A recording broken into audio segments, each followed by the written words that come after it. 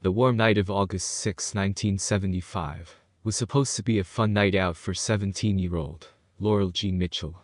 At around 10:15 that night, Laurel left her job at the Cokesbury Inn, a small restaurant in Epworth Forest, located on the shores of Webster Lake, and headed to Adventureland. As Laurel passed the entrance to Epworth Forest, she was passed by a classmate, who waved at her, and that was the last time Laurel Jean Mitchell was seen alive.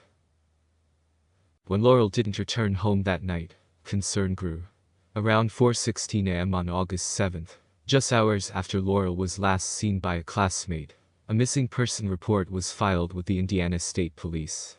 Unfortunately, later that same day, 15 miles away, a man and his son who were fishing in the Elkhart River in Noble County discovered the body of a young woman in the water.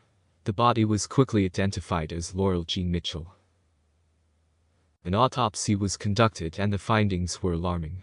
It turns out that Laurel put up a violent struggle to survive. It was determined that Laurel passed away from drowning, and this was no accident. There were clear signs of defensive wounds. Time passed, and Laurel's case grew cold. They had no suspects. Laurel's sister would plead to the media every year to cover her sister's story, and she always maintained contact with the detective assigned to Laurel's case. After almost 50 years, there has finally been a massive breakthrough in Laurel's case. Two Indiana men, 67-year-olds, Fred Bandy Jr. and John Wayne Lehman, were arrested and charged with killing Laurel. Witnesses tied the men to Laurel's death, and DNA evidence linked Fred to the crime. DNA testing was done after 3 people, who were teenagers at the time, tied the 2 men to the killing, based on incriminating statements they made.